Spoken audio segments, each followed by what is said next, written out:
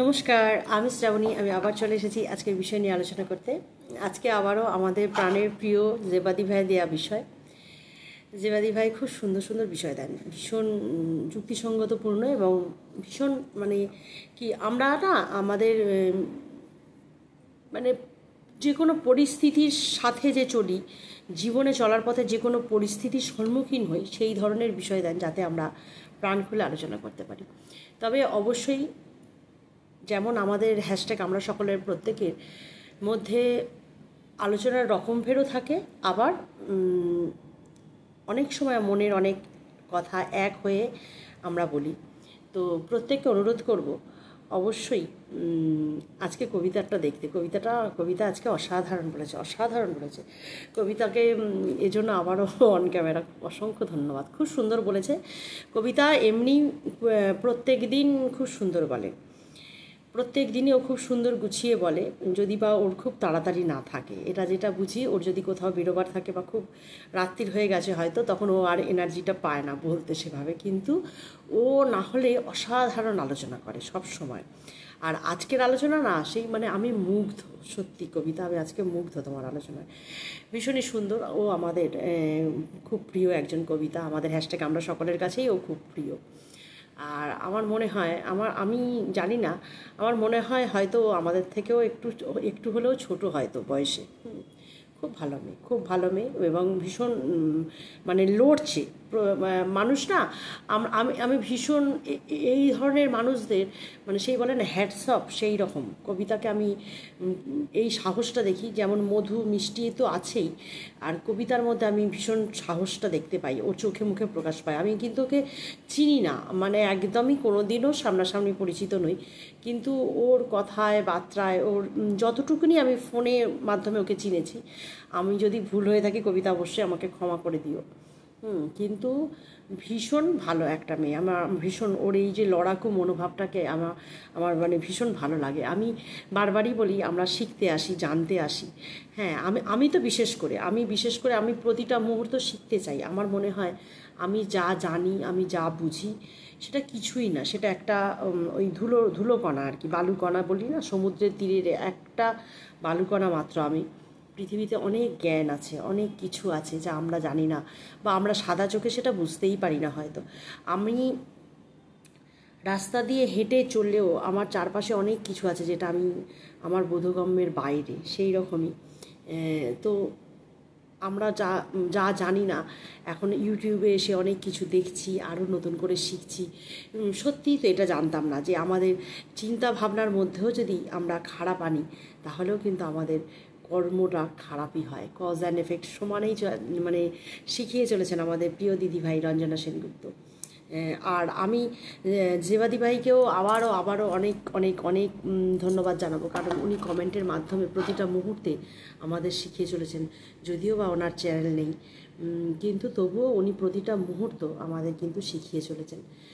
তো এই সকলের কাছে আমি ভীষণ কৃতজ্ঞ, কারণ এই যে ঘরের ভিতর বসে আমি আজ এত কিছু জানতে পারছি। আমার অন্য ওই যারা কি বলবো সমালোচনা করে, আমার এরকম মানুষদের ভিডিও দেখার সময়ই হয় না, বা আমি দেখি না বলে তাদের ভিডিও আমার সামনে আসে না, কারণ আমার অতটা সময় নেই। আমি এনাদের এনারা যদি কোনো পোস্ট লিখেন, আমি শাশ্বতী দিভাই বড় বড় করে লিখে দেন, খুব সুন্দর, আমার খুব ভালো লাগে পড়তে। তো আগে তো শারিদি ভাই মামনি ছিল, এখন তো এনারা আর অত ভিডিও দেন না। তো আমি সবসময় সবার ভিডিও আমি দেখতেও পারি না, এটা আমি এই জন্য আমি ক্ষমা চেয়ে নিচ্ছি আগে থাকতেই।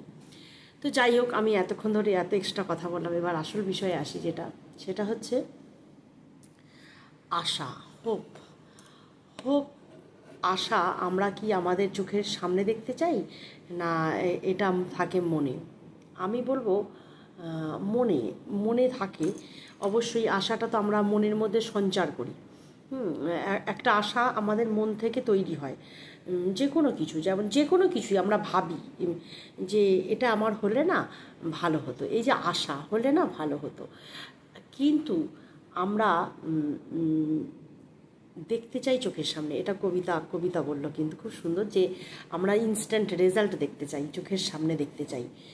সত্যিই তো, ছেলেদের যখন পরীক্ষার রেজাল্টটা ভালো হয়, এটা আমরা আশাটা কিন্তু আগে থাকতে বীজটা বপন হয়েছে মনে, যে ছেলেটার পেছনে আমি এতটা সময় দিচ্ছি বা ছেলেটাকে এইভাবে পড়াগুলো তৈরি করাচ্ছি, নিশ্চয়ই প্রশ্নপত্র এমন এসছে, ছেলেটা তো ভালোই লিখেছে, নিশ্চয়ই রেজাল্টটা খুব ভালো হবে। এই যে আশাটা, আমার ভিতরে যে একটা ইচ্ছা, হ্যাঁ, মনের আকাঙ্ক্ষা, মানে একটাই ইচ্ছা যে না আমার ছেলের রেজাল্ট ভালো হবে, যখন আমরা দেখতে পাচ্ছি হ্যাঁ ছেলেটার রেজাল্টটা ভালো হলো, তার মানে কি আমার এই যে ইচ্ছাটা পূর্ণ হলো। আশা, আমি কোনো কিছু একটা আশা করে আছি আমি এটা পাবো, আশা, আকাঙ্ক্ষা, হ্যাঁ, অভিপ্সা, যাই বলি না কেন আমরা, আকাঙ্ক্ষা কোনো কিছু পাওয়ার আকাঙ্ক্ষা অনেক দিন থেকে চাইছি বা মনে মনে আশা করছি, এটা বলি না যে মনে মনে আশা করি। এটাকে আমি কীভাবে বোঝাবো? আমি আজকে হয়তো আমার মনটা খুব চাইছে যে আমি আমার মায়ের সাথে ফোনে কথা বলি, কিন্তু হয়তো আমি ঠিকঠাক সময় করে উঠতে পারছি না যে মায়ের সাথে কথা বলে হ্যালো তুমি কেমন আছো বলে তো ছেড়ে দেওয়া যাবে না। মা অনেক কিছু জানার থাকে, মায়েরও অনেক কিছু বলার থাকে আমাকে, যেহেতু আমাদের বড় ভাই নেই, আমরা 3 বোন, সবাই দূরে দূরে, মানে দূরে বলতে মায়ের থেকে তো দূরত্বে বাড়ি। আমি গাড়ি নিয়ে বা স্কুটি নিয়ে গেলেও আমার সেই 35 মিনিট 40 মিনিট সময় লাগে। এতটা সময় নিয়ে আমি যে যাওয়ার আগে আমায় রেডি হতে হবে, কোনো কিছু মানে আবার আসবো, এরকম একটা ভাবনা চিন্তা করে আমার সব সময় যাওয়া হয়ে ওঠে না। কাজেই আমি হয়তো আজকে আশা করছি যে এবার আমি মায়ের সাথে কথা বলবো, তাহলে কি আমার সময়টা নিয়ে থাকতে হবে। এবার এই যে আশাটা, হঠাৎ দেখলাম মা ফোন করলো, তাহলে আমার মনের আশাটা পূর্ণ হলো।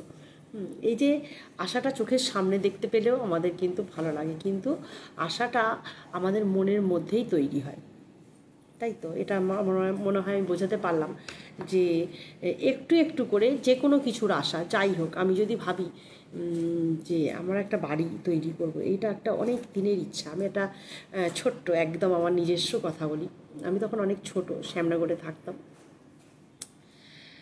আমি মানে একদমই তখন আমার অতটা বোধগম্য হয়নি, কিন্তু আমার যেহেতু আমরা মানে মনে মনে তখন থেকে ওই ক্লাস 6-7 এরম, তখন থেকে আমার মনে মনে তৈরি হয়েছিল যে আমরা যখন আমাদের এই গ্রামের বাড়িতে আসব, আমাদের বাড়িটা এইভাবে আমি আমার বাড়িটাকে তৈরি করব।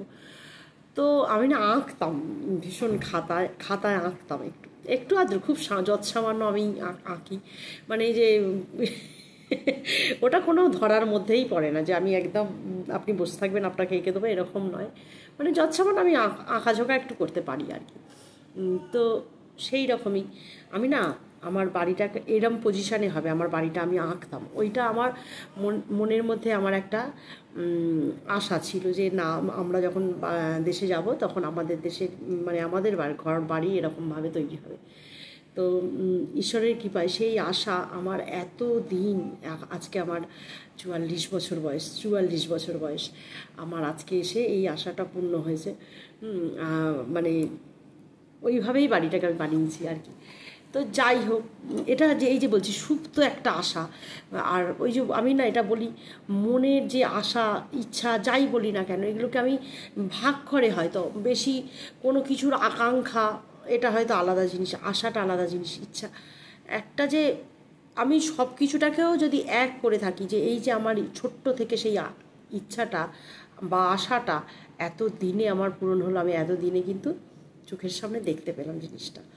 আশা মনের মধ্যেই তৈরি হয়, আশা চোখ দিয়ে দেখে তৈরি হচ্ছে তা না, হয়তো এরকম যে কোনো কিছু একটা দেখলাম, দেখে আমার ইচ্ছা হলো যে হ্যাঁ এটা আমার একটা কিছু জিনিস, একটা গহনা কারোর দেখলাম, বাহ বেশ সুন্দর, তো তখন আমার মনে মনে একটা পাওয়ার, ওই যে পাওয়ার ইচ্ছা, ওইটাকে বোধহয় আকাঙ্ক্ষা বলবো। হ্যাঁ, ওই যে পাওয়ার ইচ্ছা, ওই যে ওই রকম বেশ আমার একটা হলে ভালো হতো, এই যে ইচ্ছাটা, এটা হচ্ছে আকাঙ্ক্ষা। মনের মধ্যে একটা আকাঙ্ক্ষা আর আশা, আমি মনে মনে এটা আশা করছি যেটা আমার হবে।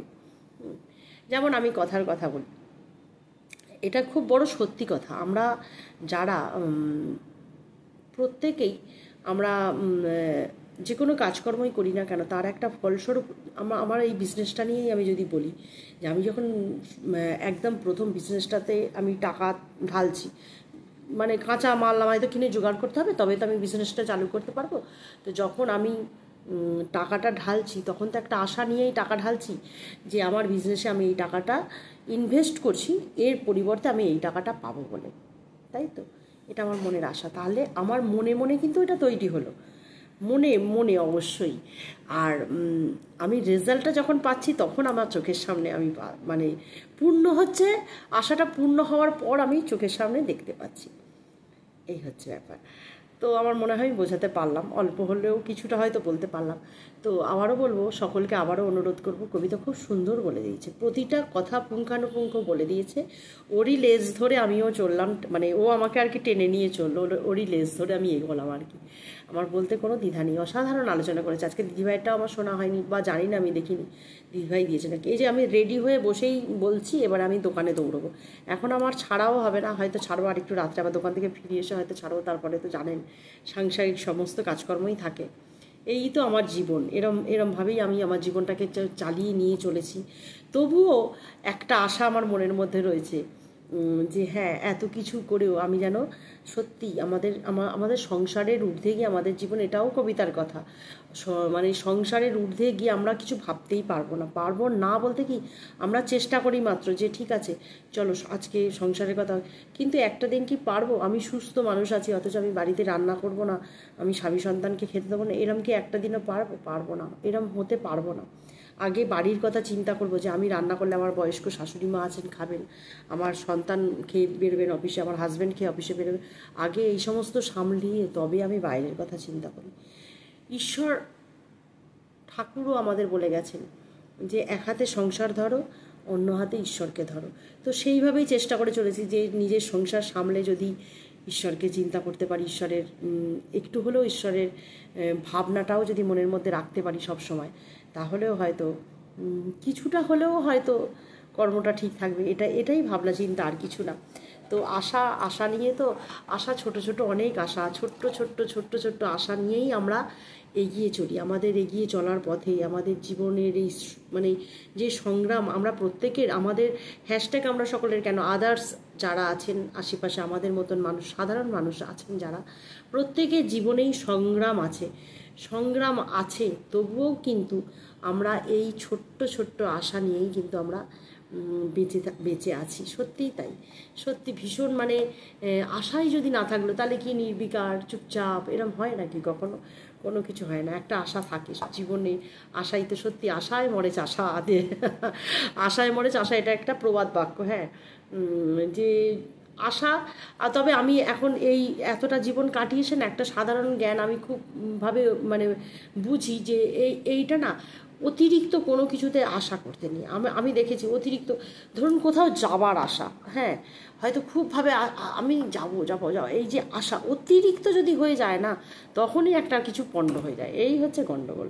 আমি ওই জন্য অতিটা কোনো কিছুতেই ভালোবাসি না। আমি একটা নর্মাল জীবনযাপন করি, বারবারই বলি যে সাধারণ গৃহবধূ আমি, বাড়ির সংসার সামলিয়ে, স্বামীর বিজনেস সামলিয়ে জীবনযাত্রাকে এগিয়ে নিয়ে চলেছি, এইভাবেই চলেছি। এই যে ছোট আশা, হ্যাঁ মনে হয় ছেলেটার চাকরিটা ভালো হলে ভালো হতো, ছোটো ছেলেটা মাধ্যমিক দেবে এবারের, একটু তো আশা করি যে হ্যাঁ ফার্স্ট ডিভিশন গেলেও ভালো, একটু রেজাল্ট আর একটু ভালো হোক। ফার্স্ট ডিভিশন তো এখন হয়েই যাচ্ছে, কিন্তু রেজাল্টটা যেন ভালো হয়। আমার বড় ছেলের রেজাল্ট ভালো ছিল, তা বলে যে এটাও ভালো হবে তা না, কিন্তু তবুও মনের মধ্যে আমি তো চেষ্টা করে চলেছি, ওর পেছনে একটুখানি আশা রাখি মনের মধ্যে যে হ্যাঁ একটু যদি হয়। ছোট্ট আশা, ছোট্ট একটা গাছ বসিয়েও তো আমরা আশা করি, তাই না? একটা ছোট্ট বেলফুলের গাছ বসিয়েও তো আশা করি বেশ গাছটা ফুলেতে ভরে যাবে, যখন দেখতে পাবো তখন কতই না ভালো লাগবে। এই রকমই ব্যাপারটা আমাদের এই সাধারণ জীবনে, এই মানে এইভাবেই আমাদের বেঁচে থাকা। আশা নিয়েই তো মানুষ বাঁচে, আশা না থাকলে মানুষ চলবে কী করে, এই হচ্ছে ব্যাপার। তো সকলে সুস্থ থেকো, হাসিতে খুশিতে থেকো, আনন্দে থেকো, ভালো থেকো, সতর্ক থেকো, এটাই বলবো, এর বাইরে আর কিছু বলবো না। শুনো দিদিভাই, জয়বা দিদিভাইকেও বলবো যে তুমি তো আমাকে কমেন্ট করছো, আমাকে কেন, তুমি প্রত্যেকেই কমেন্ট করো, তোমার অসাধারণ এই ধৈর্য, মানে এর জন্য তোমাকে আরেকবার প্রণাম। তো অবশ্যই সকালে তোমরা ভালো থেকো, আজকের মতো চললাম।